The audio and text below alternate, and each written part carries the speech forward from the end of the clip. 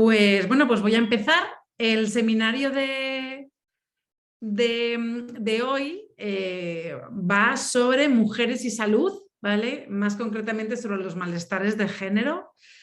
Es la primera vez que me pongo a construir este seminario, esta presentación, y la verdad que ha sido muy interesante estar como leyendo y recopilando información en relación al tema de hoy, ¿no? Que tiene que ver con la salud de las mujeres. Así que bueno, espero que os guste. Yo seguiré trabajando sobre este tema, así que los próximos cursos espero que este seminario haya podido ampliarlo y conseguir más datos y más información, porque me ha resultado súper interesante. Así que pues vamos a empezar. Unos datos y cifras, ¿vale? Estos los he sacado de la Organización Mundial de la Salud y de un informe que publicó que se llama Las mujeres y la salud. Entonces, bueno, pues la salud de las mujeres y de las niñas está influenciada por la biología en relación con el género y otros determinantes sociales. Vale.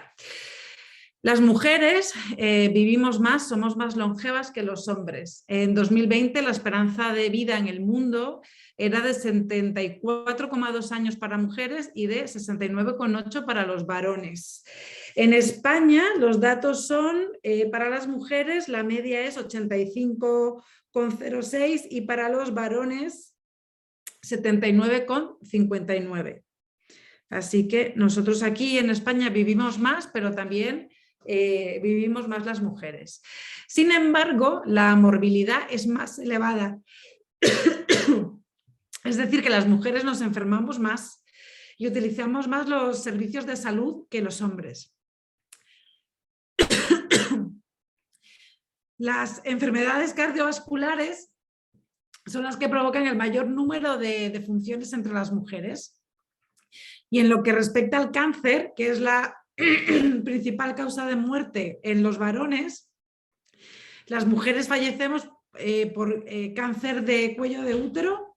El cáncer es la principal causa de muerte natural en los varones, pero en el caso de las mujeres, el cáncer que nos afecta es distinto y fallecemos más por cáncer de cuello de útero y cáncer de mama.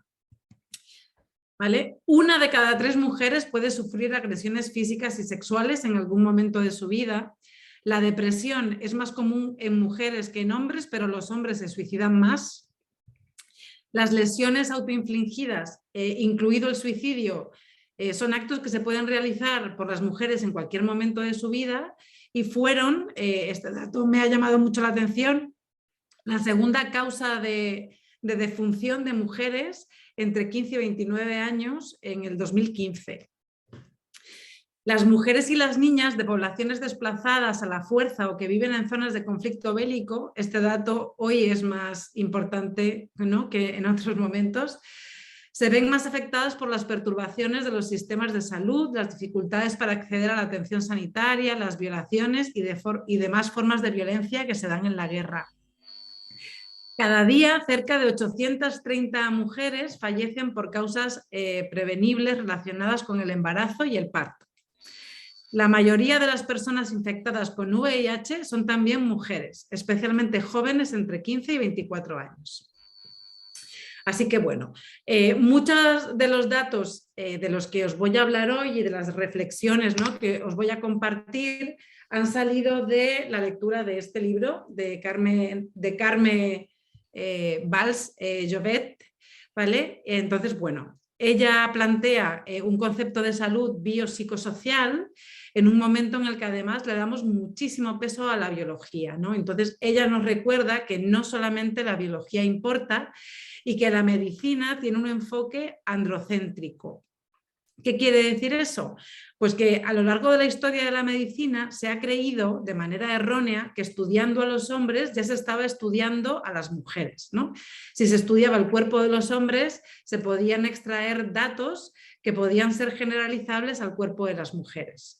Así que se consideraba que el hombre era el sujeto universal. y la mayor parte de los sujetos experimentales son hombres o ratas macho. Así que tenemos poca investigación específica y poca investigación diferencial. ¿A qué me refiero con investigación específica? Pues a investigación que se haga concretamente en mujeres. Y la investigación diferencial es investigaciones que estudien a hombres y mujeres y puedan ver las diferencias que hay entre unos y otros. ¿Vale? Los determinantes de salud son muchísimos. Tenemos desde lo que es la propia biología humana, como los aspectos genéticos, la edad, el sexo, ¿vale? Estamos, ¿no?, en constante interacción con el medio ambiente y ahí tenemos que tener en cuenta factores físicos, biológicos, psicosociales, ambientales, factores socioculturales. También tenemos un estilo de vida, ¿no?, unos hábitos, unas conductas, una actividad física, una alimentación, unos consumos, ¿no?, o adicciones. Y también vivimos en contextos en los que podemos tener una mejor atención sanitaria, ¿no?, o, por el contrario, una deficitaria atención sanitaria.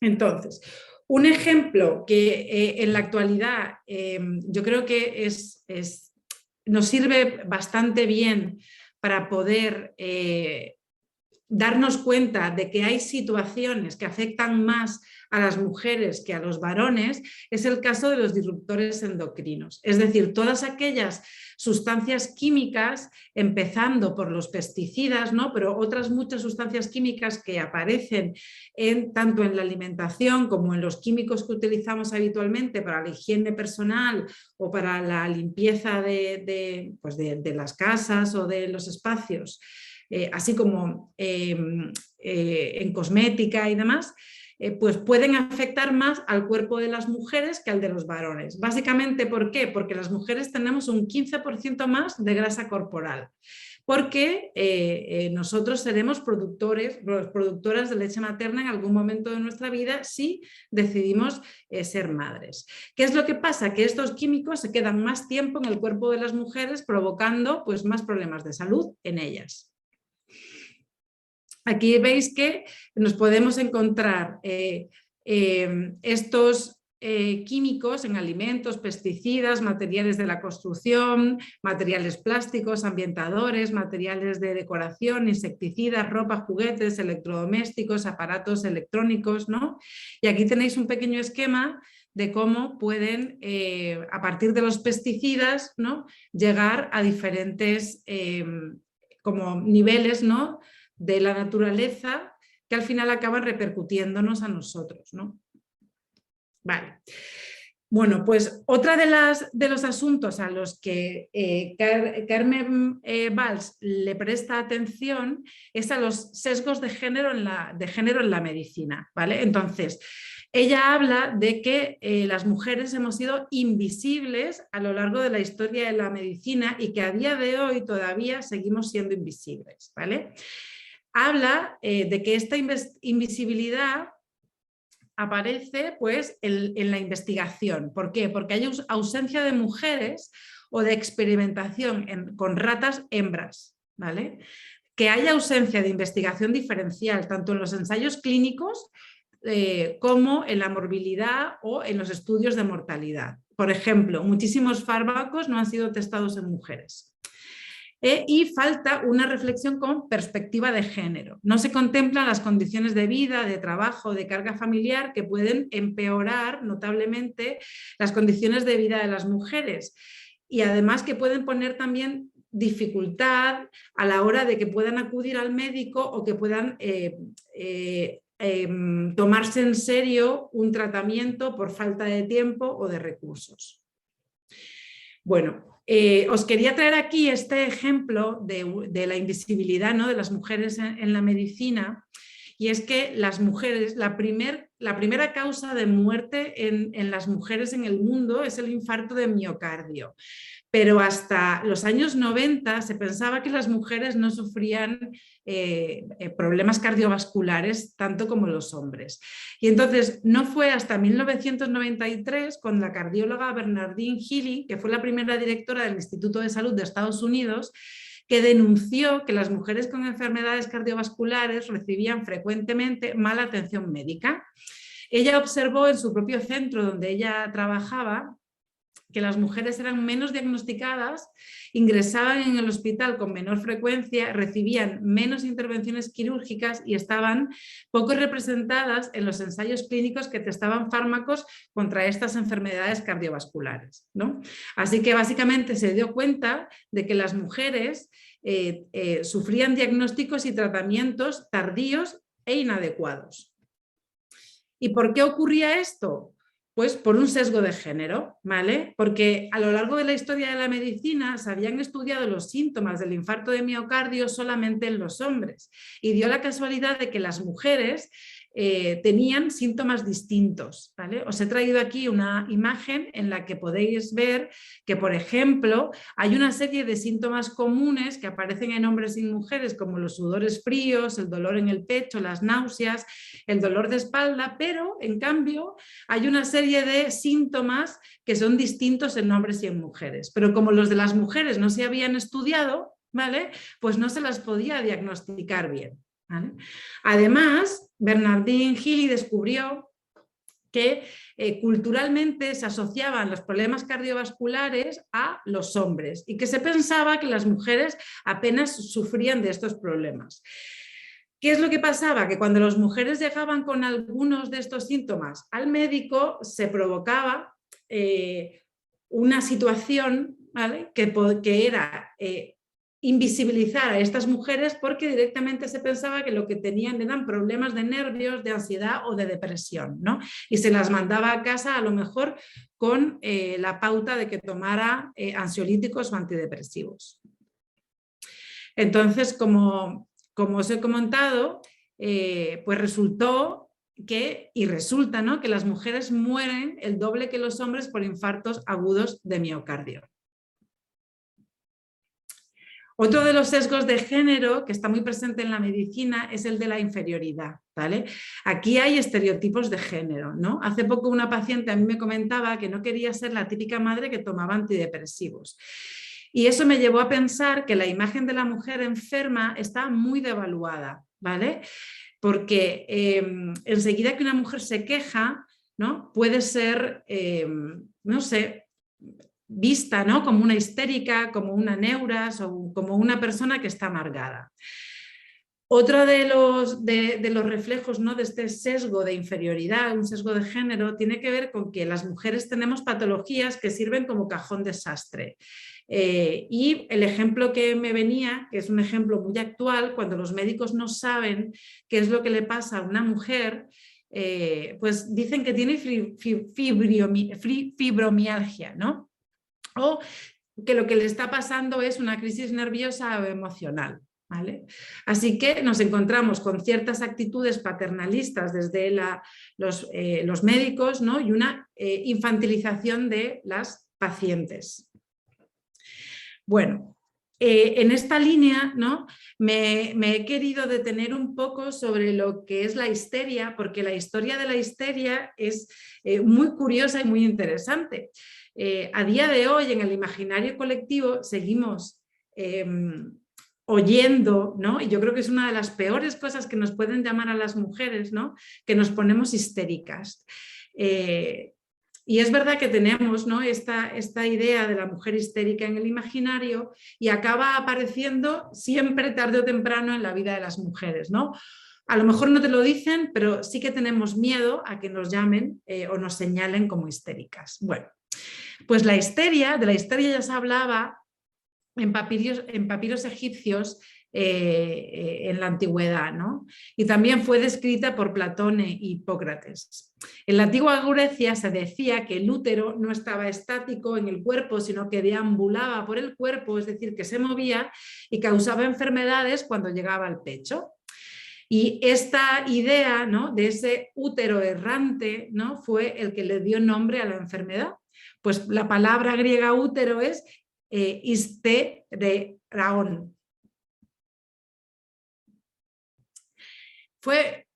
Hasta el siglo XX existía un diagnóstico denominado la histeria femenina, ¿no?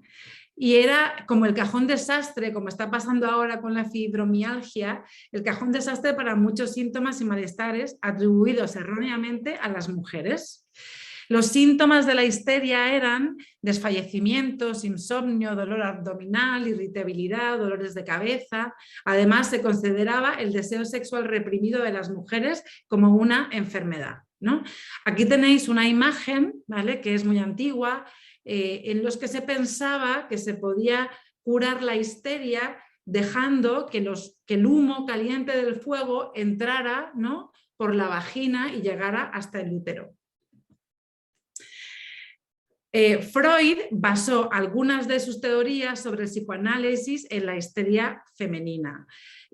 Lo que se le atribuye a Freud y a Charcot es que colocaron la histeria en la mente y no en una parte del cuerpo como el útero, ¿no? Algunos de los tratamientos que recibían las pacientes diagnosticadas con histeria era, pues, el lavado vaginal, el masaje pélvico, la estimulación manual de los genitales de la mujer por el médico hasta que llegaba al orgasmo, ¿no? Y entonces, ¿qué pasó? Pues que, bueno, de esa parece que esa enorme amalgama de síntomas, ¿no?, que presentaban las mujeres, que perfectamente podían correlacionar con un hartazgo, ¿no?, que podían tener las mujeres a la vida, ¿no?, sin libertad, ¿no?, y sin derechos a las que estaban abocadas a vivir, pues se consideraba prácticamente que la solución a eso era, pues, el orgasmo, ¿no? Y se planteaba el tratamiento de la histeria, ¿no?, como que había que buscar copular, ¿no? La mujer casada tenía que copular con el marido y si el marido era impotente, pues se tenía que hacer un masaje vulvar por los médicos o por las matronas. Y eso también pasaba en los casos de monjas o viudas que fueran histéricas. Las jóvenes que no estaban casadas y tenían histeria, pues tenían que buscar casarse, ¿no? Su problema era que no estaban en matrimonio. Fijaros que se pautaban y se explicaban tratamientos para la histeria en las que había, ¿no?, que estimular a las mujeres en su zona genital para que pudiesen de alguna manera remitir esos síntomas.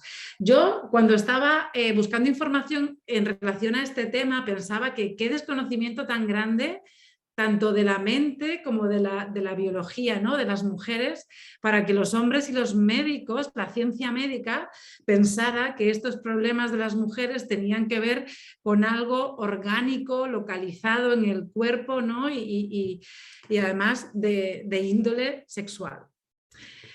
Así que nada, el primer vibrador nació como un instrumento cuya función era ayudar a las mujeres histéricas a recuperarse. Y se inventaron un montón de artilugios para que las mujeres histéricas pudiesen bueno, pues, superar sus problemas.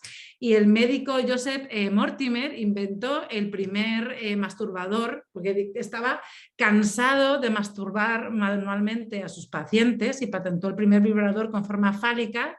Y aunque veis que es un poco aparatoso, pues tuvo muchísimo éxito porque decía que podía aliviar a las mujeres histéricas en 10 minutos. Así que nada, la histeria no fue hasta 1952 que la Asociación Americana de Psiquiatría declaró oficialmente que la histeria femenina no era una enfermedad, sino un mito anticuado y que el orgasmo femenino era una necesidad fisiológica tal como era, pues, el comer y el dormir.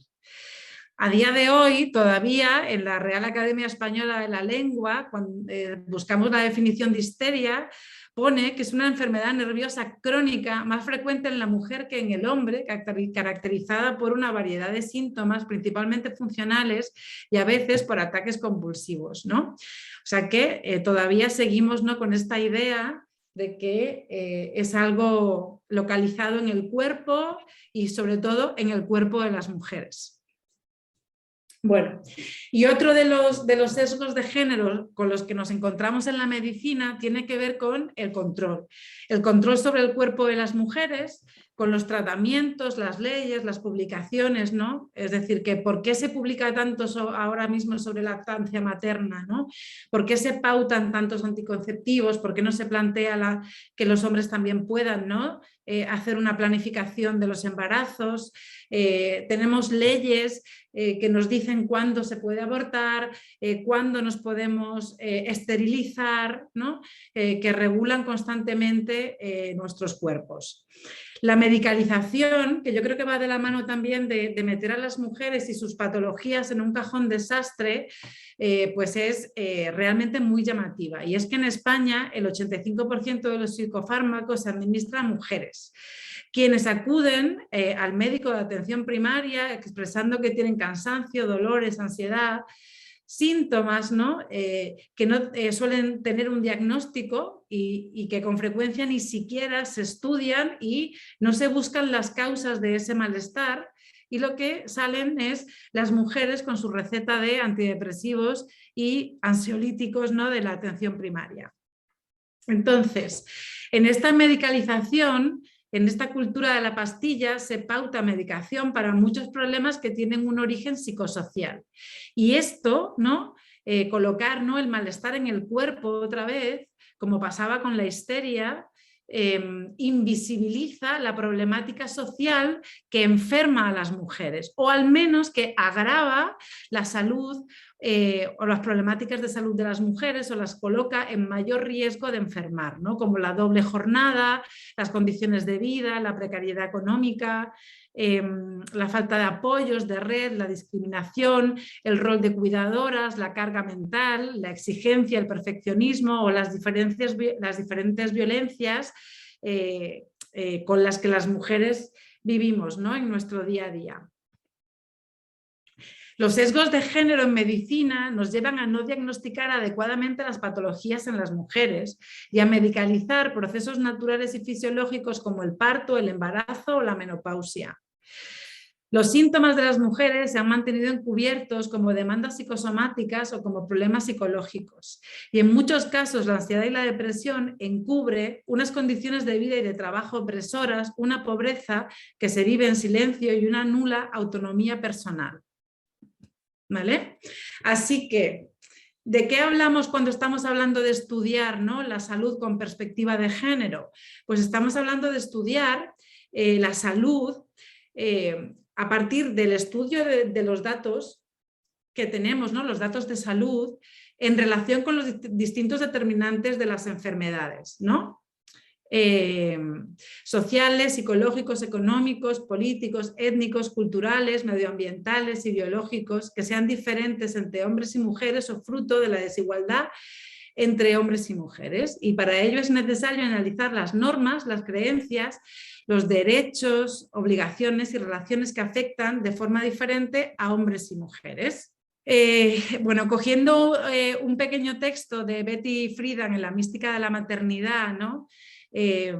Hablando sobre esto, ¿no? Sobre la salud de las mujeres y las quejas de las mujeres, pues ella dice que no se deben a que seamos histéricas por naturaleza, sino al desasosiego que produce una vida sin tiempo propio y alejada de nuestras necesidades y deseos, a las numerosas violencias cotidianas normalizadas, a la compasión fuera de lugar, al regalo del tiempo, a la carga mental de la vida cotidiana que no es compartida, al cortisol disparado, a la falta de reconocimiento y escucha, a los tóxicos del limpia, brilla y da esplendor, entre otros muchos otros tóxicos vitales.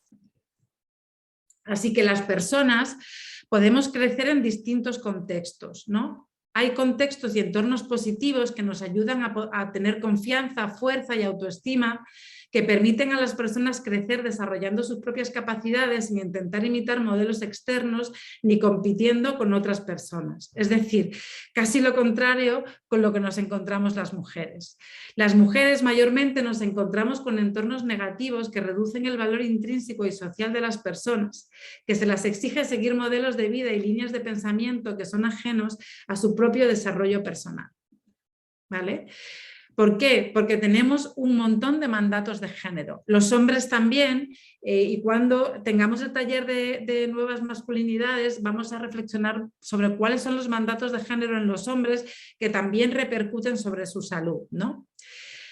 Algunos mandatos de género, ¿no? Una mujer femenina es un ser para otros, ¿no? Donde la subordinación, la dependencia, el estar siempre dispuesta, esa falsa autoestima porque dependemos siempre de la mirada del otro y valemos en función, ¿no?, de lo que somos para otro, ¿no? Ser madre, tener pareja, tener familia. Una mujer femenina es un ser generoso, ¿no? Una mujer que realmente vive desde el sacrificio amoroso para los demás. Una mujer femenina es un ser afectivo, es cariñosa, bondadosa, paciente, es un ser bello, ¿no?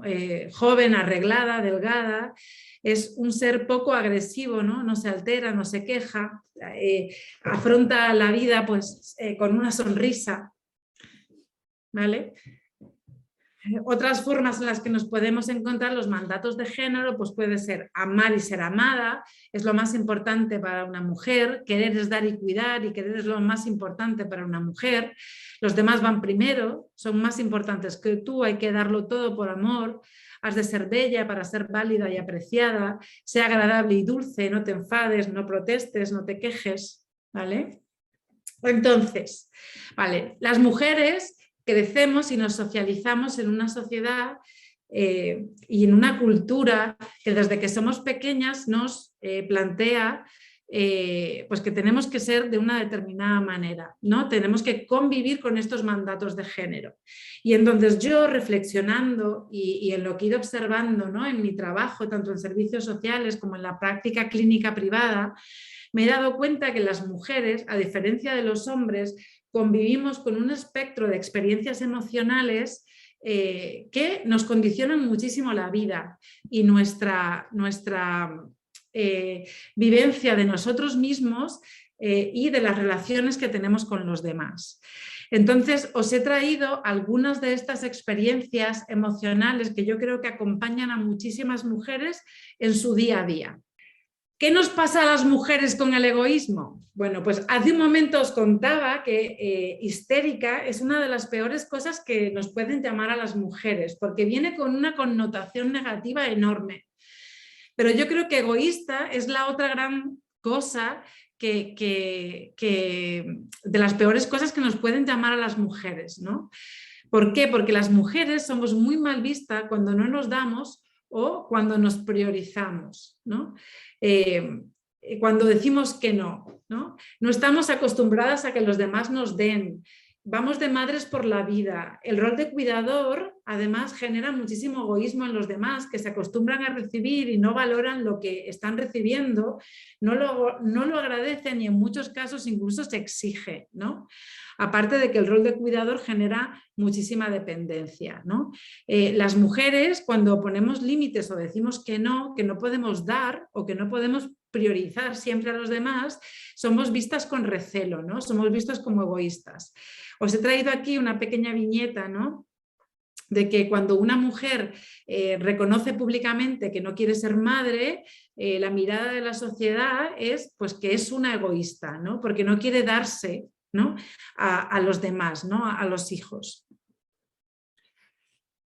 ¿Qué nos pasa con la culpa a las mujeres? Pues bueno, muchas mujeres tienen dificultad para priorizar sus propias necesidades y deseos. Y cuando por fin somos capaces de poner el foco en nosotras mismas, nos sentimos culpables. Hemos sido socializadas para priorizar a los demás y cuando no lo hacemos, pues nos sentimos mal. Y si expresamos el malestar o el agotamiento, se nos vuelve a culpar porque nos dice que es que no nos sabemos organizar, que somos blandas o que no sabemos poner límites, ¿no? Como si el papel de cuidadora o estos mandatos de género que nos invitan a ser dóciles y a poner buena cara no fueran también un problema nuestro, ¿no? Yo me encuentro con muchas mamás de chavales adolescentes que los hijos le dicen cosas como yo no te he pedido que seas mi madre o yo no te he pedido que recojas mi cuarto, ni yo te he pedido, ¿no? Es decir, que al final también se nos culpa. Las mujeres somos siempre culpables, ¿no?, de una cosa y de la otra. También nos sentimos culpables cuando no cumplimos con los mandatos de género. Muchas veces las mujeres llegan a terapia sin saber qué es lo que les gusta o qué es lo que necesitan en su vida, porque han estado tantísimo tiempo pendiente de los demás, de lo que los demás quieren y necesitan, que luego ellos llegan a terapia y no saben, no lo saben. Cuando frenamos nuestro desarrollo, ¿no? Y nuestra autonomía, pues nos enfermamos.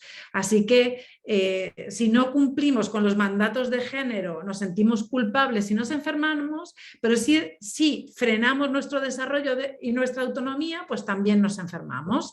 Por eso es muy importante que aprendamos a gestionar la culpa, que aprendamos a priorizarnos y a decir que no sin sentirnos culpables. Aprender además que no somos las responsables del bienestar de los demás, que el bienestar de los demás depende de ellos, de lo que cada uno haga por sí mismo y que nuestro bienestar es responsabilidad nuestra. ¿Vale? Ahora, ¿qué nos pasa a las mujeres con la exigencia? ¿No? Enfermamos de exigencia porque nunca estamos a gusto con nada o porque sentimos que lo que hacemos no es lo suficientemente bueno nunca. Y es que nos han educado para que nos sintamos bien solo si las cosas están bien hechas, ¿no? Yo creo que en esta frase yo he recordado muchísimas escenas que me han contado mujeres, pacientes, amigas o incluso en mi propia vida personal, escenas de nuestras madres enseñándonos cómo debíamos doblar la ropa, cómo debíamos hacer la cama. Y la verdad es que todo estaba como muy explicado al detalle para que las cosas se hicieran bien, ¿no? Esto luego genera muchísimos problemas con nuestras parejas o con nuestros hijos porque piensan que somos unas histéricas de la limpieza o del orden, ¿no? Porque necesitamos que las cosas estén bien hechas. Y muchas veces digo, jolín, es que a nosotras nos han exigido toda la vida que hiciéramos las cosas bien, ¿no? Esta imagen, ¿no?, de que la colcha cayera lo mismo por ambos lados de la cama o que la ropa estuviera ordenada por colores y que estuviera siempre, ¿no?, que las camisetas estuvieran alineadas en esas torres de ropa, que no sobresalieran unas por encima de otras. Y entonces luego nosotros les pedimos, ¿no?, a nuestras parejas y a nuestros hijos que lo hagan igual, de la misma manera que a nosotros nos han dicho que es la única manera de que las cosas estén bien hechas, ¿no?, que es perfectas. Y además pensamos muchas veces que si no somos nosotras las que nos ocupamos de hacer las cosas, pues no acaban nunca de estar bien hechas, ¿no? Consecuencia, pues que acabamos sobrecargadas y agotadas. ¿Dónde está el cambio? Bueno, pues yo creo que las mujeres tenemos que identificar a nuestro perfeccionista interno, que se ha alimentado a lo largo de toda nuestra crianza y de nuestro desarrollo, para poder tener una relación más sana con la limpieza, el orden, las tareas domésticas y los cuidados. Tenemos que aprender a pedir con asertividad y también tenemos que aprender a delegar. Tenemos que aprender a dejar de sufrir, ¿no? Porque los demás no hagan las cosas como a nosotros nos han dicho que tienen que estar hechas. Y yo creo que es necesario que hablemos, ¿no?, sobre unos criterios comunes que sean universales para todos. Tiene que haber una serie de criterios mínimos, ¿no?, de limpieza, higiene, orden, que sean aceptados por hombres y por mujeres, ¿vale? Y no que sean solamente las mujeres las que sientan sobre sus hombros la limpieza, ¿no?, la exigencia sobre la higiene, la limpieza y, en definitiva, la responsabilidad de la salud de la familia.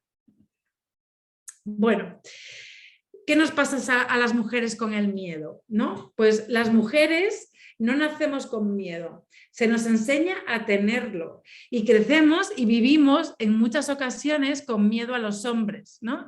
Estos mensajes de cuidado, no vuelvas sola por la noche, no vengas sola, vente con una amiga, escríbeme un mensaje al llegar, ¿no? O estos mensajes de tener miedo a que los hombres nos engañen y nos usen, ¿no? Como esta famosa frase que seguimos oyendo las mujeres a día de hoy, ¿no?, de solo te quiere para follar ten cuidado, que puedes entrar, ¿no?, en la categoría de mujeres no respetables o putas, ¿no? Así que además los delitos de violencia contra las mujeres son los únicos delitos en los que la víctima se tiene que justificar y convencer a las autoridades y a la sociedad de que es víctima, ¿no? Porque siempre tenemos como esa mirada en la que parece que las mujeres se lo están buscando por cómo iba vestida, porque iba borracha o porque lo está haciendo para vengarse, ¿no? Por despecho de un hombre y demás.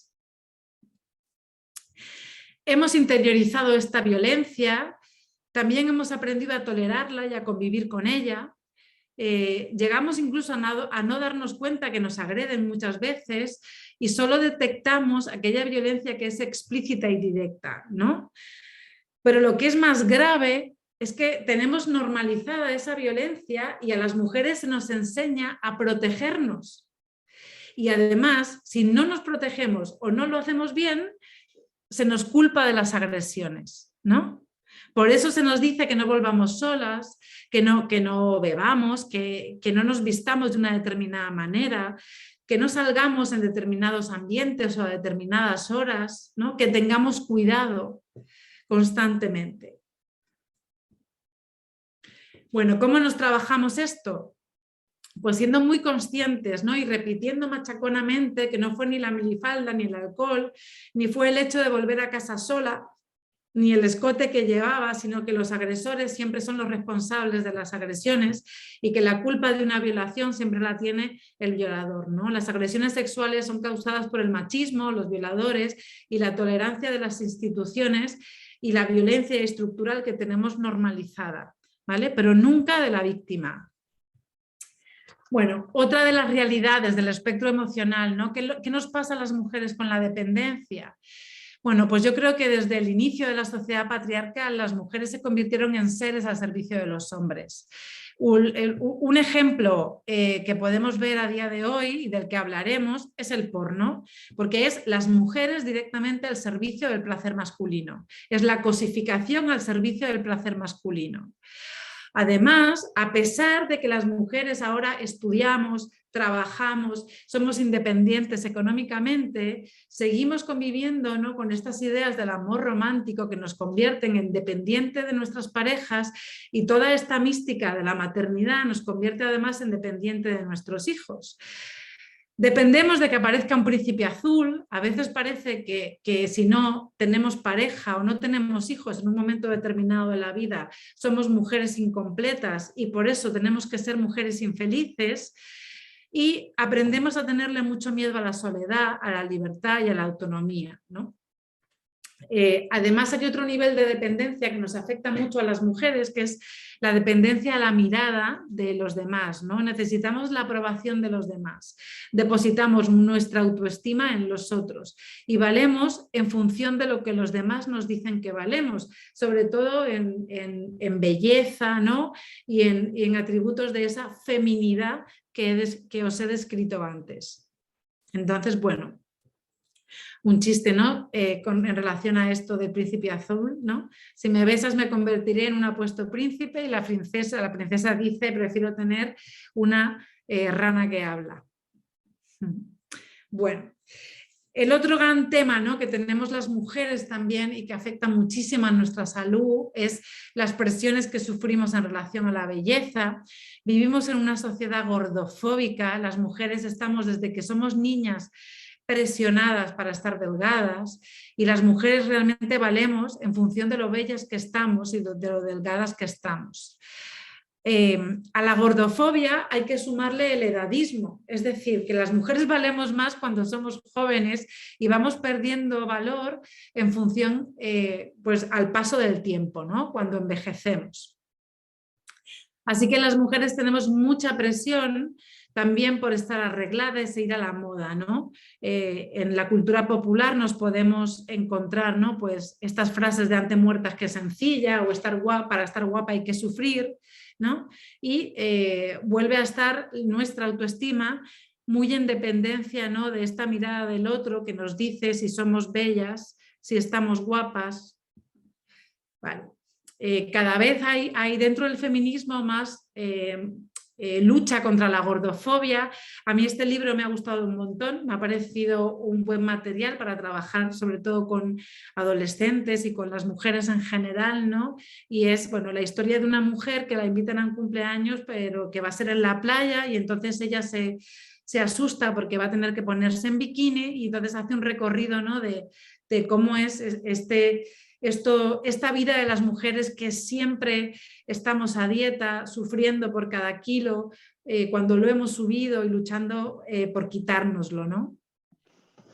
Y además esa falta de tiempo, ¿no? y de recursos para poder hacer dieta. Vale. Bueno, la otra, esto me parece uno de los asuntos más importantes, que tiene que ver con el enfado y la rabia, ¿no? ¿Qué nos pasa a las mujeres con el enfado y con la rabia, ¿no? Hemos visto que los mandatos de género pues, decían que las mujeres pues, no nos podemos enfadar. Yo creo que una de las cosas que también nos pasa con la histeria es que cuando las mujeres nos enfadamos o expresamos nuestra rabia, corremos el riesgo de ser tildadas de histéricas, de locas, ¿no? En cambio, los hombres pueden pegar patadas a puertas, a papeleras, pueden pegarse entre ellos en un bar, en una discoteca, en la calle, pueden hacer cosas y ellos parece que están expresando su fuerza, ¿no? Su masculinidad, y las mujeres estamos expresando locura, ¿no? Desequilibrio. Y es que desde pequeña se nos educa para no quejarnos y para no expresar la rabia que sentimos ante las injusticias. La agresividad no es femenina. Tenemos miedo al descontrol emocional porque no queremos ser tachadas de locas, de desequilibradas o de histéricas. La sumisión y la represión del enfado ante los agravios es la primera causa de la depresión en las mujeres. ¿Vale? La medicación de esta depresión perpetúa la desconexión con aquello que nos enferma. ¿Vale? Y con esa dificultad que tenemos para poder defendernos y para poder expresar ese enfado y esa rabia, ¿no? Muchísima también de la patología psicosomática que está presente en las mujeres tiene que ver con la represión del enfado. ¿Cuál es la propuesta de cambio? ¿No? Permitir sentirnos y expresar el enfado, saber y sentir que el enfado es legítimo, ¿no? Cuando se nos falta el respeto, cuando no se nos trata con dignidad, cuando no se nos trata con igualdad y equidad, cuando no se respetan nuestros límites y cuando se limita nuestro desarrollo, nuestra independencia o nuestra libertad. Yo trabajo muchísimo con esta imagen, le digo mucho a las mujeres con las que trabajo y a las adolescentes con las que trabajo, que hay muchos momentos en los que tienen que sacar a su negra del Bronx para poder defenderse, ¿no? Y esta imagen de la negra del Bronx la traigo porque en el imaginario, pues a través de tantísimas películas y series americanas, de estos productos culturales americanos, tenemos esta imagen de estas mujeres negras que ponen límites y se defienden, ¿no? Y son capaces de enfadarse también y de expresar este enfado, ¿no? Entonces, tenemos que aprender que tenemos derecho a enfadarnos en cualquier momento, porque en cualquier momento podemos darnos cuenta de que una situación que llevamos viviendo mucho tiempo es dañina para nosotros. ¿Por qué creo que esto es importante? Porque la sociedad nos transmite muchas veces la idea de que es nuestra culpa habernos metido en una relación, en un trabajo, en una dinámica familiar, ¿no? Y que también es nuestra culpa no salir de ahí, ¿no? Entonces, bueno, yo creo que tenemos derecho a enfadarnos en cualquier momento, porque el enfado va a aparecer no solamente cuando nos estamos dando cuenta de lo que nos está pasando, sino cuando nos permitamos expresarlo porque lo hayamos legitimado. Entonces da igual el momento, ¿vale? Creo que es súper importante que aparezca el enfado en cualquier momento. Obviamente un enfado regulado, no una pérdida de control, no se trata de legitimar la violencia de las mujeres, pero sí permitir a muchísimas mujeres que se puedan enfadar y que puedan expresar el enfado. Y además, quitarle importancia si en algún momento las mujeres perdemos el control y nunca, nunca, nunca volver otra vez al mito de la mujer histérica, a la mujer loca, ¿no? que cuando no puede más y se enfada porque no puede más con la impotencia, ¿no? Esa sensación que tenemos de que no podemos cambiar muchas de las circunstancias que nos oprimen en nuestra vida, pues es normal, ¿no? Que haya momentos en los que pues no podamos hacerlo perfecto y bien y perdamos un poco el control sobre lo que hacemos o decimos. Bueno, entonces, hemos visto, ¿no?, cómo la amenaza del egoísmo, los sentimientos de culpa, las presiones sobre el cuerpo, lo que nos cuesta enfadarnos, ¿no? Un montón de cosas, ¿no? Los roles, ¿no? Esta exigencia, el perfeccionismo con el que se nos educa. Bueno, pues todas estas por decirlo así, vivencias emocionales y mentales, ¿no?, que las mujeres tenemos siempre en nuestra mente, en nuestro día a día, en nuestra cotidianidad, pues ¿cómo afecta a la salud de las mujeres? Bueno, pues principalmente de manera sincrética, porque tenemos todas esas cosas en la mente. Tenemos la responsabilidad de los cuidados, tenemos la dieta, tenemos las injusticias o las violencias, tenemos un montón de cosas que habitan en nosotras constantemente y que nos genera sufrimiento y que pone además en riesgo nuestra salud.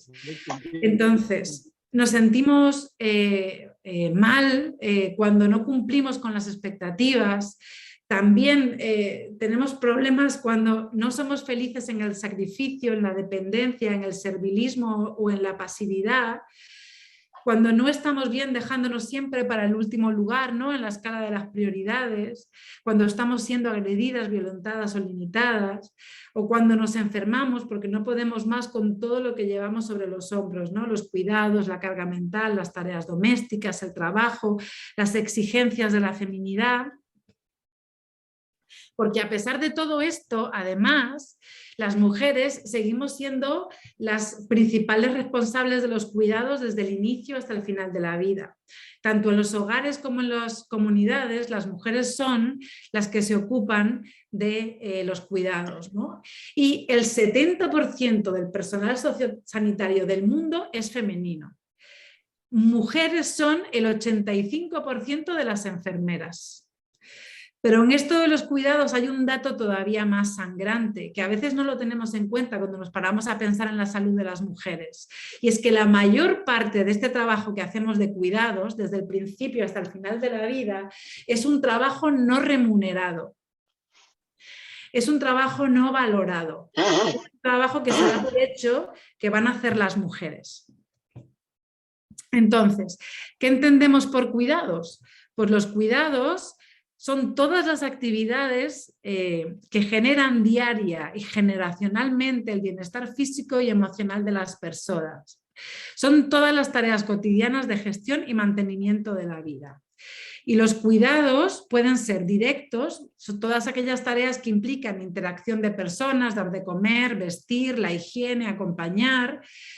Precondiciones del cuidado también, tareas que establecen las condiciones materiales para hacer posibles estos cuidados, lavar la ropa, hacer la comida, ¿no? Y luego toda la gestión mental de esa planificación y supervisión, ¿no?, de todo lo que conlleva estos cuidados, ¿no? Bueno, ¿cómo seguimos, ¿no?, reflexionando cómo afecta todo esto a la salud de las mujeres? Pues hay un desconocimiento del yo individual. Como os decía anteriormente, muchas mujeres vienen a la consulta porque están sufriendo de mucha angustia, de mucha ansiedad, pero no saben qué es lo que quieren, qué es lo que necesitan, qué es lo que desean o qué partes de su vida están siendo vulneradas, ¿no? Y que están, ¿no?, en relación con ese sufrimiento.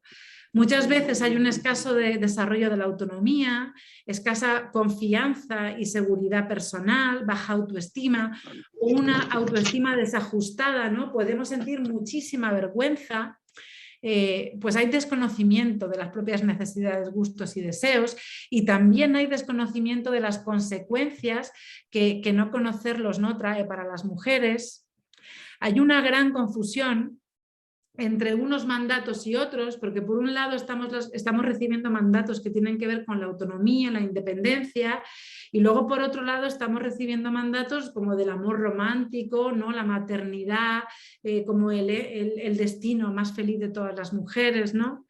Pues al final acabamos estando en esa queja constante, en la irritabilidad, ¿vale? Y esto puede acabar derivando en problemas de salud mental, por supuesto, ansiedad, depresión, trastornos de la conducta alimentaria, mucha dependencia emocional, enganches a relaciones, ¿no? Incluso enganches a relaciones en las que hay maltrato, alcoholismo o un montón de problemáticas que tienen que ver con la regulación de las emociones a través de la comida, ¿no? Trastornos psicosomáticos, migrañas, problemas dermatológicos, la fibromialgia, muchos trastornos de la conducta sexual, ¿vale? Porque yo creo que hay, bueno, yo me arriesgaría a decir que yo creo que hay una mayoría de mujeres que tienen experiencias traumáticas en sus relaciones sexuales, sobre todo al inicio de ellas. Trastornos de estrés postraumático, ¿no? Por situaciones de violencias o agresiones con los que hemos crecido y vivido las mujeres, ¿vale? Es muy importante que tengamos en cuenta los elementos psicológicos, pero sobre todo los sociales y culturales que influyen en la salud mental de las mujeres, porque son muchos más numerosos y son poco conocidos, ¿no? Para que podamos comprender de dónde vienen muchas de nuestras problemáticas y para que también podamos ajustar los tratamientos y las intervenciones a esta realidad, fomentando las redes de apoyo mutuo, el empoderamiento de la mujer, la visibilidad, ¿no? de todas estas cargas, ¿no? De cuidados que llevan, por ejemplo, desde un enfoque pues, amplio que nos permita superar solamente el enfoque biologicista, ¿no? De la salud. Y entonces, bueno, nos podemos encontrar malestares de género, esto lo trabajan muy bien y esto lo rescato de una formación que nos dieron de malestares de género de Mujeres para la Salud. Y ellas, ahí en la Asociación de Mujeres para la Salud, trabajan con mujeres, dividiendo a las mujeres en diferentes tramos vitales. Es verdad que ellas no trabajan con menores de edad, pero es verdad que hay una serie de problemáticas de género, ¿no? De malestares de género que podemos ubicar en la adolescencia. Y ellas, allí en Mujeres por la Salud, trabajan con mujeres en grupos porque se fueron dando cuenta que mujeres del mismo rango de edad compartían muchas de sus problemáticas, ¿no? Y entonces trabajaban con mujeres en la juventud, entre los 18 y los 30 años, con mujeres entre los 30 y los 40, sobre todo mujeres pues, que vivían en pareja y que tenían hijos pequeños.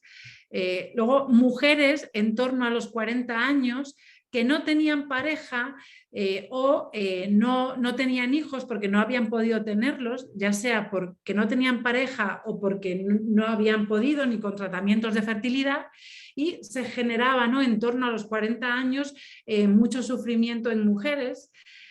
Luego están, ¿no? Mujeres mayores que habían dedicado mucha parte de su vida a cuidar, ¿no? A esta entrega a los demás. Y yo creo que todo aquello que también, o sea, el concepto este del nido vacío también es un cajón desastre para meter en él mucho sufrimiento que tienen las mujeres, ¿no? Y mucha sintomatología. Y luego también nos comentaban que trabajaban con mujeres que les costaba mucho superar las separaciones o los divorcios, ¿no? O salir de relaciones en las que ellas se sentían maltratadas, pues también trabajaban, ¿no? Entonces, pues si nos ponemos a pensar, ¿no? Las mujeres de 18 a 30 años pueden tener conflicto con el romper la dependencia de la familia y enfrentar la autonomía, porque no se sienten capacitadas para tomar decisiones o tienen mucho miedo a equivocarse, ¿no? Y entonces, ¿qué cosas se pueden trabajar de los 18 a 30 años? Pues la dependencia afectiva, la falta de asertividad, la falta, ¿no? de agresividad o de este derecho a enfadarse, toda la presión sobre el cuerpo, ¿no? Estar delgadas, guapas para conseguir tener pareja, o sea, todas las dificultades sexuales, ¿no? Porque es una época de nuestra vida donde tenemos muchas relaciones sexuales, entonces eso también. También se puede trabajar la idealización de la maternidad o las dudas que pueden tener las mujeres sobre qué dirección tomar, ¿no? En las mujeres entre 30 y 40 años, bueno, pues se tiene que trabajar todos los conflictos que aparecen con la pareja por el tema del reparto, ¿no? De las tareas, tanto domésticas como de crianza de los hijos, el que seamos capaces de dejar espacios para cuidarnos sin sentirnos mal, ¿no? Que podamos separarnos, ¿no? De nuestros hijos o de nuestra pareja sin tener sentimientos de culpa. Podremos trabajarnos todos los la tendencia, ¿no? a la pasividad, al servilismo, a la sumisión, la dependencia emocional también. Con las mujeres en torno a los 40 años que no tienen pareja o que no han podido tener hijos, bueno, pues todo lo que tiene que ver con permitirnos ser felices y estar bien a pesar de no tener pareja, poder plantearnos la existencia y la vida como algo más que tener pareja, ¿no? O que ser madres, ¿no? Pues todos estos duelos, ¿no? Pues yo qué sé. El tema de las mujeres mayores también, el permitir, bueno, pues las mujeres mayores yo pienso, ¿no? En que, bueno, pararnos a pensar sobre qué quieren hacer, ¿no? Con el tiempo libre que les queda, si tienen tiempo libre, ¿no? Porque yo creo que además vivimos en una generación que a muchas mujeres les pilla pues que no han dejado de criar a sus hijos y ya tienen que cuidar de sus mayores, o que ya, ¿no? Pues se jubilan y enseguida tienen que pasar a cuidar a sus nietos, ¿no? Entonces, bueno, pues bueno, muchas mujeres no tienen todavía tiempo libre, pero en el caso de que lo tuvieran, pues sería muy interesante poder trabajar con ellas qué quieren hacer con ese tiempo libre, ¿no? Que más. Y luego el trabajo que se hace con mujeres que no superan las separaciones, el divorcio, o que no son capaces de salir de relaciones tóxicas, pues tiene que ver mucho con el trabajo sobre dependencia emocional, ¿no? Así que bueno, en relación a qué conclusiones podemos sacar o qué conclusiones he podido ir yo sacando, ¿no? De ir repasando un poco la relación de las mujeres con la salud, ¿no? Pues que los mandatos de género hoy en día son más sutiles, pero que muchísimas cosas no han cambiado nada y entonces pareciera, ¿no? Que las condiciones de vida de las mujeres son muchísimo mejores, pero creo que tenemos que ser conscientes que vivimos bajo el patriarcado del consentimiento y que seguimos conviviendo con muchísimos mandatos que nos afectan muchísimo, que las mujeres seguimos haciéndonos cargo de la mayor parte de los cuidados desde el inicio hasta el final de la vida y que los hombres aún no tienen interiorizada la responsabilidad y la exigencia de los cuidados de la misma manera que la tenemos nosotros y que, bueno, pues por eso a veces parece que hablamos idiomas distintos, ¿no? Tenemos que aprender a relacionarnos en igualdad, también tenemos que aprender a enamorarnos de los hombres buenos y no pues eso, del típico hombre fuerte, machista, ¿no? Que al final nos va a plantear una relación en igualdad muchísimo más difícil. Y tenemos que darnos cuenta que dentro de nosotras vivimos con la mirada social interna y que no hace falta que nos estén insultando por la calle, aunque vamos, al menos por lo que me cuentan las niñas con las que trabajo, uno de los insultos más habituales en los colegios, en primaria, es gorda, ¿no? Pues que no hace falta que la gente nos vaya insultando, porque nosotros ya tenemos un montón de cosas interiorizadas, ¿no? Como la gordofobia, el edadismo, ¿no? El miedo al egoísmo, el sentirnos culpables y que tenemos eso ya incorporado y que tenemos que ser muy conscientes de que tenemos esa mirada social ya interna para poder sacárnosla y deconstruirla. Entonces, las mujeres tenemos peores datos del sufrimiento emocional. Duplicamos en diagnóstico de ansiedad y depresión a los hombres y cuadriplicamos a estos en el consumo de antidepresivos y ansiolíticos. Al nivel social, las mujeres estamos expuestas a unas condiciones que perjudican nuestro bienestar emocional. Las mujeres vivimos con más frecuencia situaciones de paro, de trabajo parcial, salarios bajos o de pobreza. Además, las mujeres, aunque vivimos más que los hombres, lo hacemos en circunstancias de envejecimiento, enfermedad, discapacidad y soledad mayores. Y os puedo decir que en la Asociación de Alcohólicos en la que trabajo desde hace 10 años, muchísimas mujeres vienen sin familiar, porque sus familiares no las acompañan. Y en cambio los hombres vienen acompañados pues, de sus parejas, de sus hermanas, de sus hijas, ¿no? A nivel cultural, el modelo patriarcal, cuyos valores y normas interiorizamos las mujeres en nuestra familia, en la escuela, a través de los medios de comunicación y hoy en día de las redes sociales, nos ofrece un esquema en el que lo masculino es el patrón de medida, siendo la mujer el ser que es distinto, ¿no? Lo que Simone de Beauvoir llamaba lo otro, ¿no? La otredad. Y es considerado que está a su servicio. Existen mandatos de género que producen un profundo sufrimiento emocional a las mujeres.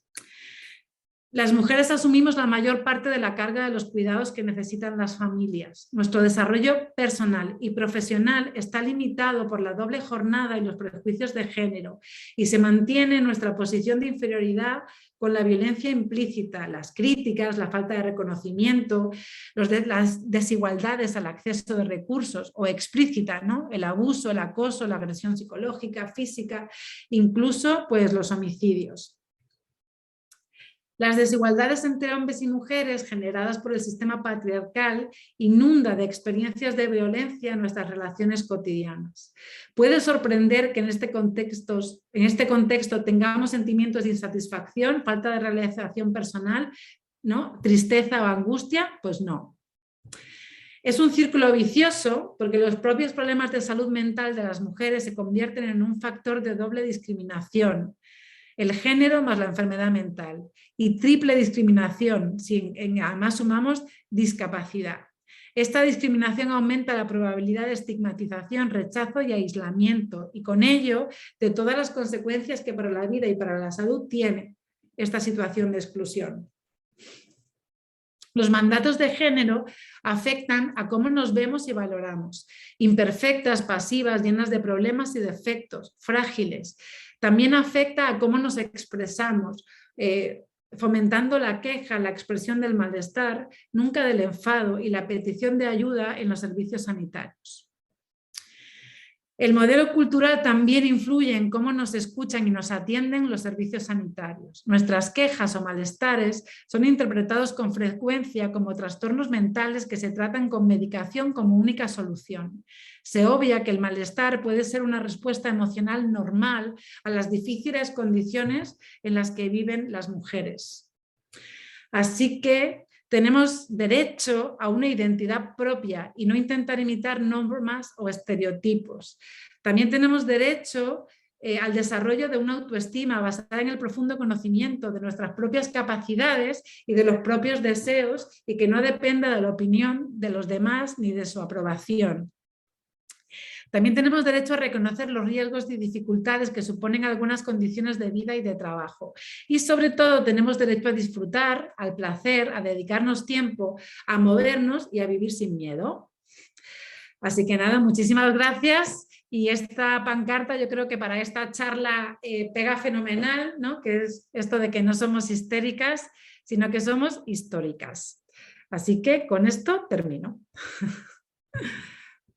A mí me ha llamado muchísimo la atención muchas cosas, ¿no? Desde pues, que no se hacían experimentos con ratas hembras, por ejemplo, ¿no? Yo no sabía que eso pasaba tanto en la investigación médica y farmacológica, ¿no?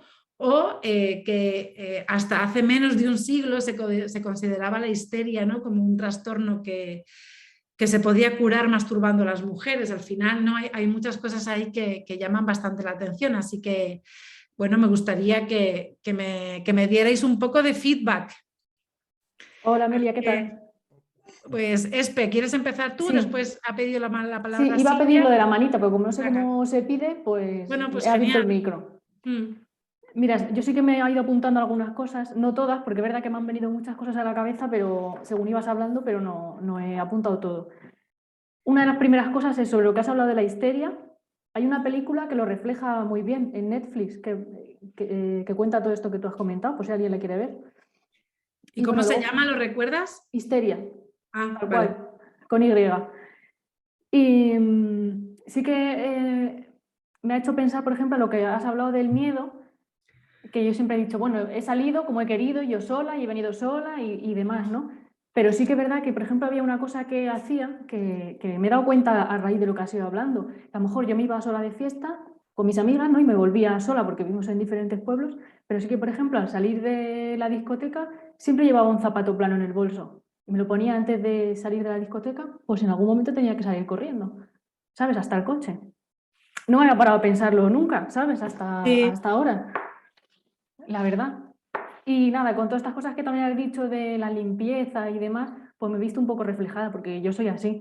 Mi novio muchas veces adrede me descoloca los cubiertos porque los tengo muy Mm. meticulosos ahí, muy ordenaditos. Y las camisas, como dices tú, camisas con camisas, todo ordenado, en montoncitos, en colores y así.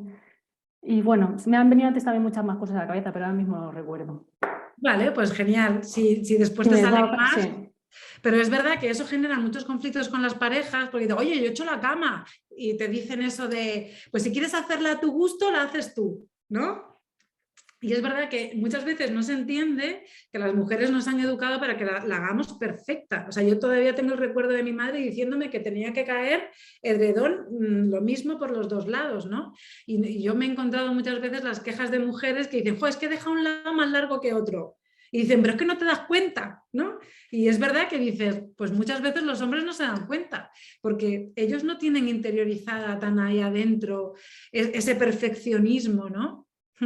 Yo, por ejemplo, sí que he aprendido a no quejarme de eso, pero sí es verdad que a lo mejor si lo veo así, a la que paso, tiro y lo igualo.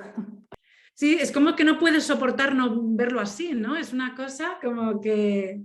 Sí, sí, sí. Bueno, pues gracias, Esperanza. Silvia. Sí, ahora, buenas tardes. Lo primero, buenas tardes a todos. Muchísimas gracias, Amelia, porque como siempre, para mí eres una lección. Comentar que me ha asombrado mucho el tema de la histeria, porque yo sí sabía bueno, que se diagnosticó tarde, o sea, que los antiguos diagnósticos era pues de una mujer nerviosa que se desvanecía, y me ha llamado muchísimo la atención que todos esos médicos que eran hombres lo fijaran como un tema sexual, de la falta de, pues, del orgasmo, o de que lo quisieran solucionar o curar pues, con una manipulación. Y sin embargo que luego el sexo, las mujeres no, o sea, era una cosa de la que no se hablaba, que estaba mal visto, y que bueno, la mujer casada con su marido, no sé, me parece de una sociedad muy machista. Y luego, bueno, yo me he visto reflejada en muchas cosas. Yo tengo 54 años y gracias a ti y bueno, y gracias a muchas mujeres, pues me estoy haciendo feminista, pero yo he nacido o me he criado en una sociedad muy machista. Yo he criado a mi hijo, que va a cumplir 30 años. Creo que he cometido el error de que, como yo he vivido en esa cultura, lo he criado así. Ahora intento arreglar un poco las cosas, y es verdad que él ya no es de la generación, o sea, es más feminista. Pero, por ejemplo, cada día tengo más discusiones con mi madre, porque temas que antes hablábamos y que estábamos totalmente de acuerdo, ahora es que me enferman cuando le oigo hablar, porque es un ataque hacia las mujeres de parte de otra mujer. Y que bueno, que soy feminista y que me alegro mucho de serlo, y que no, porque sé que hay hombres que no se confundan con feminazi y con tal, y me siento muy feminista y muy agradecida. Gracias. Genial, muchas gracias. Francisco. Pues felicidades por la charla una vez más, y como siempre pues me he agradecido. En el saldo he puesto que a mí lo que me ha llamado la atención de la exposición es sobre todo la gravedad de, pues es un poco también a colación de lo que han dicho las compañeras, la gravedad de dar o sea, de un diagnóstico equivocado, ¿no? Y basado en prejuicios de género, que puede estar ocultando otros problemas reales y bueno, creo que eso es muy grave, ¿no? Es un poco lo que más así quería destacar. Sí, sí, yo una de las charlas que estuve viendo planteaba, ¿no?, que si la fibromialgia fuera una enfermedad de hombres, seguro que estaría muchísimo más investigada y vamos, que habría tratamientos, ¿no?, como mucho más específicos y demás, ¿no? En cambio, que muchas veces, y también hay una parte en la que yo como que me duele, ¿no? Porque es verdad que muchas veces tenemos como muy devaluada la imagen de la mujer enferma, ¿no? Como que muchas veces genera incluso rechazo dentro de la familia, ¿no? No son extrañas las mujeres que me cuentan que cuando están enfermas, muchas veces en lugar de recibir cuidados, atención, mimos, lo que encuentran es como enfado, ¿no?, en sus familiares. Porque deja quizás de estar disponible para ellos, porque afecta a los cuidados que ellos reciben en esa cotidianidad, no sé, pero muchas veces es verdad que la imagen de la mujer enferma está muy devaluada en la sociedad y entonces, bueno, yo creo que eso también llega al personal sanitario y a veces, bueno, pues se nos mete nuestras problemáticas en cajones desastre. Yo, por ejemplo, me sorprendió muchísimo saber que las mujeres morimos principalmente de infarto de miocardio, ¿no? Infarto agudo de miocardio. Porque es verdad que yo no lo sabía. Y hay una parte del imaginario que yo creo que a día de hoy llega a esta idea de que las mujeres no sufren infartos. Es como que el infarto es algo más del espectro de lo masculino. Y también saber que las mujeres estaban infradiagnosticadas porque solo se habían estudiado los síntomas en los hombres, por lo que los síntomas en las mujeres pasaban desapercibidos, pues también me llamó muchísimo la atención, ¿no? Porque de eso hace, vamos, 30 años. Ignacio Tolín. Buenas. Pues un poquito en línea con eso, la verdad es que impacta muchísimo ver que un tema como lo del infarto ha ocurrido hace apenas, como tú dices, 30 años, pero mucho me temo que no hemos aprendido mucho porque quiero recordar que con el COVID ha pasado algo parecido, que la sintomatología que se difundió al principio de la pandemia básicamente era la sintomatología de los hombres y las mujeres pues han tenido otro tipo de sintomatología. De hecho, también han aparecido como estudios que dicen que las mujeres han tenido menos mortalidad que los hombres. No me resultaría extraño que fuese algo parecido a esto que comentábamos de lo de los infartos, que realmente lo que se ha tenido como base ha sido la parte del hombre y no se ha tenido en cuenta la sintomatología de las mujeres y a lo mejor pues, no se han diagnosticado las mujeres como tenían que ser. O sea que no aprendemos, lamentablemente. Sí, no aprendemos. Y es verdad que, por ejemplo, se sabe que las personas que sufren COVID persistente son más mujeres que hombres, ¿no? Y curiosamente la sintomatología es parecida a la fibromialgia. Esa palabra me cuesta un montón porque debe ser que me cae mal y mi cerebro me la bloquea. Pero es verdad que tiene una sintomatología muy parecida a la fibromialgia, ¿no?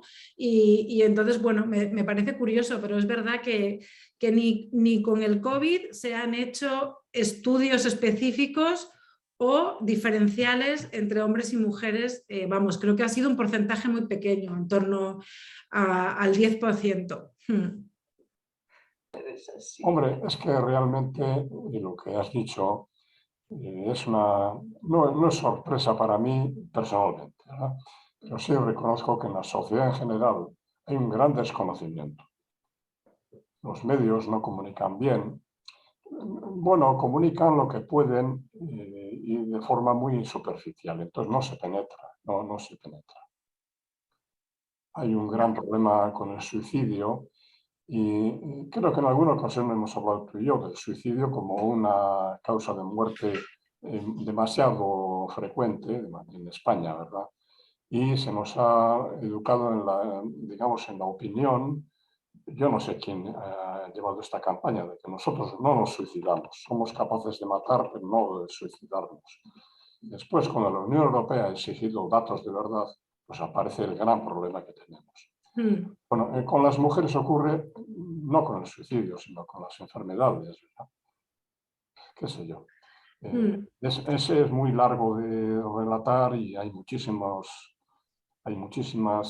causas, pero bueno, que yo creo que no es tan difícil para todo el mundo, hombres y mujeres, porque también las mujeres son muy machistas. Sí, claro. Bueno, pues ir cambiando, digamos, hablando en nuestras conversaciones habituales y hablar de la situación de las mujeres. Que no tiene sentido, o sea, hablamos del cambio climático, estamos ahora hablando de, qué sé yo, la pandemia, etcétera, pero es que realmente tenemos un problemón. A cualquiera que se le diga que la mitad de la población, la mitad del capital humano está desaprovechado, clama al cielo. Total. Eso es. Y ahora, por ejemplo, sí que tenemos muchísima sintomatología autolesiva en mujeres principalmente. Que es lo que es verdad que también hay algunos chicos que se autolesionan, pero el porcentaje es muy bajo en relación a las chicas que se cortan las piernas, los brazos, la tripa, ¿no? Que también hay diferencias de género, ¿no? en ese tipo de actitudes. Sí. Bueno, a mí también me llama mucho la atención pues esa desconexión muchas veces que tenemos los profesionales sanitarios o psicosanitarios o psicosociales para entender que la sintomatología que presentan muchas mujeres tiene que ver con, pues con un contexto, ¿no? cultural y social que las está repercutiendo, ¿no? Y que enseguida lo queremos medicalizar y colocar como en el cuerpo o en algo como más individual y familiar, y nos cuesta mucho tener como esta visión más global, ¿no? de la salud de las mujeres y de los hombres también. Buenas tardes a todos. Bueno, ha estado genial, yo he podido conocer datos nuevos como lo de la histeria y bueno, cosas escalofriantes, pero ¿qué hacemos ahora? Tenemos ya el conocimiento, ¿qué hacemos con nuestros hijos, con nuestras hijas? ¿Qué hacemos desde la educación? ¿Qué hacemos en el día a día? ¿Cómo podemos dar ejemplo y que vaya esto minorando, ¿no? O poniéndole más presencia? Bueno, yo he intentado ir dejando como algunos tips, ¿no? Con respecto a, pues, ¿qué hacemos? ¿No? Pues que permitirnos el derecho al enfado, el permitirnos tiempo para nosotras mismas, ¿no? Trabajarnos, ¿no? Todos los sentimientos de culpa, la responsabilización, ¿no? del bienestar de los demás, que sufrimos muchísimo por eso. Yo creo que hay tantísimas cosas que yo creo que todas las mujeres, o sea, una diferencia muy grande entre... Yo creo que las mujeres de otras generaciones y las de ahora, es que yo creo que ahora tenemos también esa idea de que tenemos que trabajarnos muchas cosas en el día a día. Tenemos conciencia de que todavía llevamos un montón de carga de estos mandatos de género y yo creo que los tenemos en mente. O sea, que también queremos, o sea, tenemos claro que queremos cuidarnos, tener tiempo para nosotras, que... No sé, creo que hay muchísimas cosas que podemos ir haciendo. Y yo creo, fíjate, este mediodía yo reflexionaba con una compañera de trabajo cómo se educaban en los cuidados, ¿no? Porque nos estamos encontrando con muchas familias pues que han como hipercuidado a los niños, ¿no? Les han hiperprotegido, les han hipersatisfecho sus necesidades de manera inmediata. Y al final encontramos como muchos problemas para que cuando vayan creciendo se vayan ocupando de los cuidados, ¿no? Y reflexionábamos sobre qué es lo que podemos hacer para que tanto hombres y mujeres entiendan que los cuidados son responsabilidad de todos, ¿no? Y entonces, pues yo no sé si... Porque yo creo que obviamente dar ejemplo, pero que si a los niños y niñas les enseñamos que son cuidados... yo creo que tenemos que enseñar a cuidar también desde que son pequeños, ¿no? O sea que si yo me pongo a pensar cómo nos han transmitido lo de los cuidados y la responsabilidad de los cuidados y cómo hemos ido entrenando a lo largo de nuestro desarrollo no sé, como esta percepción, ¿no? Que somos capaces de darnos cuenta de un montón de cosas que hacen falta para que una casa vaya bien, para que una persona que necesita cuidados esté bien. Y yo me imagino, ¿no? Como desde pequeñas, nosotras estamos con los nenucos o con los muñecos y les damos de comer, les vestimos, les abrigamos. O sea, que hay una parte que desde que somos pequeñas estamos entrenándonos en estos cuidados y en esta carga mental, ¿no? De tener todo bajo control para que nada se nos escape. Y supongo que habrá que educar a las futuras generaciones, independientemente de que sean hombres y mujeres, a que hagan eso. ¿Sabes? No necesariamente con un nenuco, pero yo creo que un nenuco sí, pero también puede ser a través de una mascota o también a través de la responsabilización, ¿no? de los cuidados desde que somos más pequeños. Porque yo creo que ahora estamos cometiendo un poco el error, ¿no? de solamente dar cuidados a los niños hasta que llega la adolescencia y no estamos enseñando a cuidar, ¿no? A niños y niñas, no sé, se me ocurre que tenemos que enseñar, que tenemos que dedicar tiempo a que los niños y niñas aprendan todo el espectro de los cuidados y la carga mental. No sé, se me ocurre, no sé. ¿Puedo hablar? Muchas gracias. Sí, Espe. Sí, esto que acabas de decir de los cuidados y demás, es verdad que a nosotras se nos enseña más a cuidar. Y un dato que me ha llamado la atención que tú has dicho es que el 70% de los trabajadores, ¿no? de residencias, hospitales y demás, de los de cuidadores son mujeres. Sí. Yo te cuento como mi experiencia personal. Yo llevo trabajando como cuidadora de residencia muchísimos años y es verdad que el 70 o el 90% somos mujeres. Sin embargo, luego cuando llega un hombre se le valora el doble. O sea, a mí me han enseñado a que tengo que cuidar o ser, ¿no? el rol cuidador, pero luego, sin embargo, a la hora laboral se les valora más a ellos. Y en cuanto había un puesto de un poco más de responsabilidad, siempre estaban por delante, porque claro, porque son menos, porque se necesitan hombres en estos sectores y demás. Pero a lo mejor tú llevabas también un montón de años más trabajándotelo, con la misma formación o más. Claro, sí, sí, eso es una realidad muy grande. Eso pasa muchísimo también con los cuidados, por ejemplo, en familia, dentro de la familia, ¿no? Que hay a lo mejor no mujeres que se encargan de los cuidados y hombres que hacen dos cosas, pero cuando las hacen se valora muchísimo, ¿no? Por eso forma parte de la invisibilidad de los cuidados femeninos, ¿no? Ya no es solamente que no se remunere, sino que no se agradece, no se valora, se da por hecho, se exige y si no se da, ¿no? provoca rechazo, enfado, que te llamen egoísta, ¿no? Ayer mismo una mamá de niños muy pequeños me contaba que ella ha cuidado siempre a sus hermanos pequeños, pero ahora que ella necesita que le echen una mano con los peques, sus hermanos pequeños la llaman constantemente egoísta, egocéntrica, solo piensas en ti, ¿no? Es como que todavía queda muchísimo que trabajar en esto de valorar, ¿no? los cuidados que hacen las mujeres y el lugar de las mujeres en los cuidados. Sí, porque es que obviamente cada vez se incorporan más hombres a estos trabajos y tareas de cuidado, pero claro, para ellos es como wow, ¿no? Súper... como que se valora muchísimo, ¿no? Y eso sí. Es como, qué bueno. Sí, sí, eso es. A mí en residencia, familiares de los residentes incluso nos han llegado a decir que es que lo tenemos que hacer con amor, cuando además es un trabajo, ¿sabes? Es bueno aportar el amor que yo pueda, que a mí me interese o que a mí me salga, realmente. Claro. ¿Y tú crees que ese comentario se lo harían a un hombre? Lo dudo. Gabriel.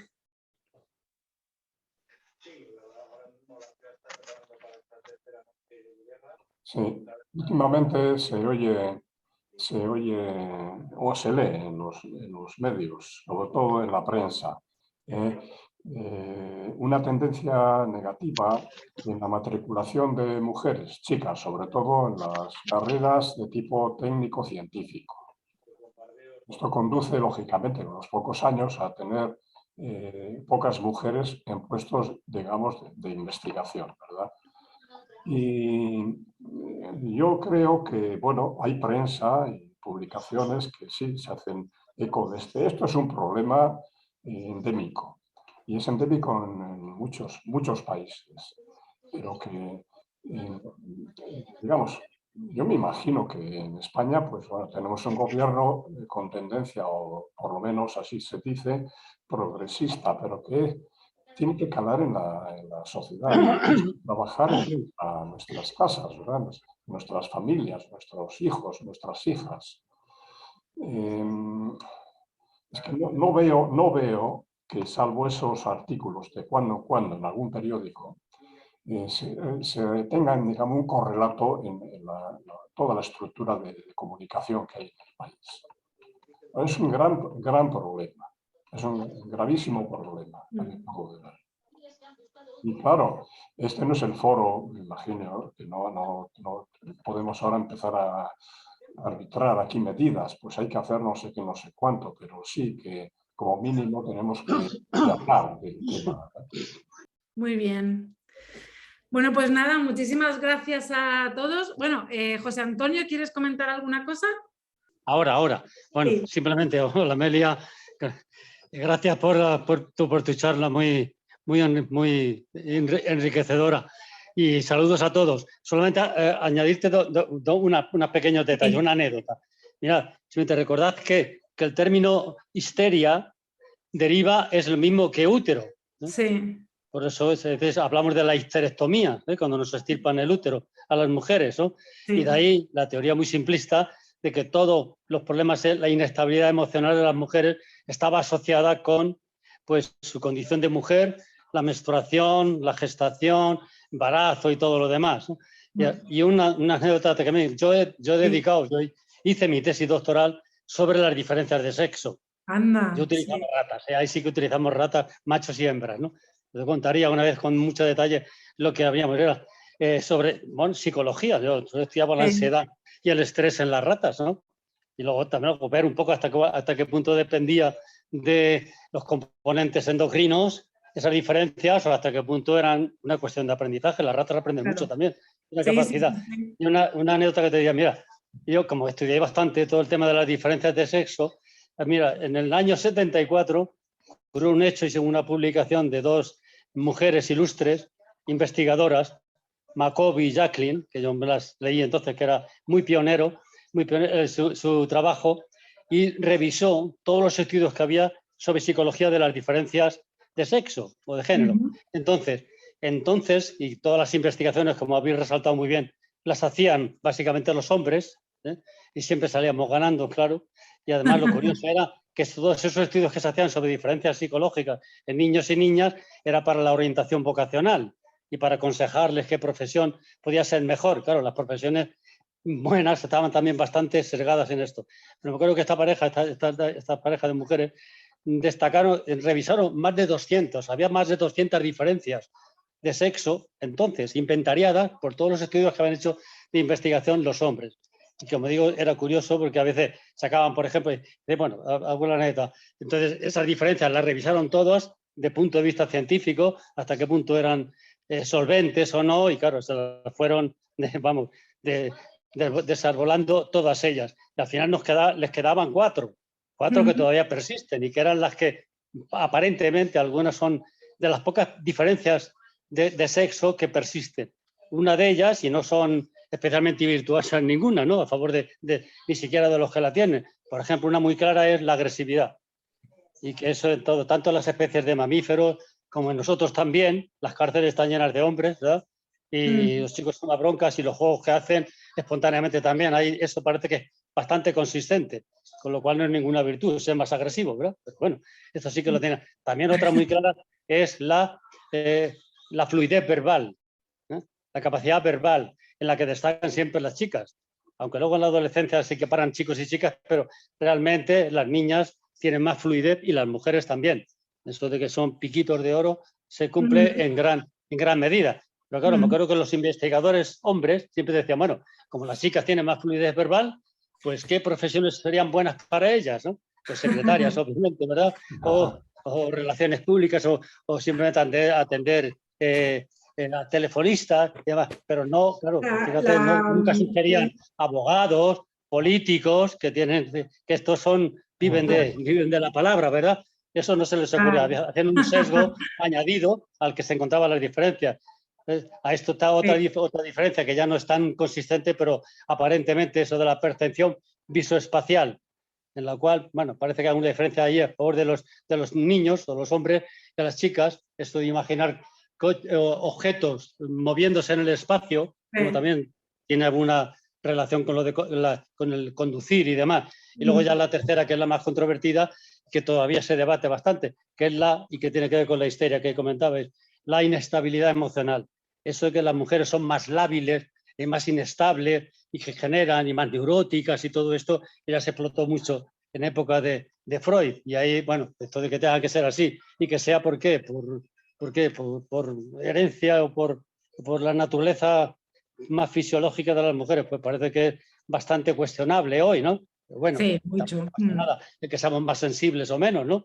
Eso tampoco es ningún premio en ninguna dirección ni otra, ¿no? Pero bueno, que hay que el tema de las diferencias de género y cuántas nos quedan, y como tú comentabas, incluso en los diagnósticos erróneos que hacen a veces también en sanidad, esto no es que tengan las mujeres, bueno, no mueren, de hecho las mujeres tienen menos infartos hasta la menopausia, luego ahí ya nos igualamos bastante. Lo que sí ocurre es que, como se confunde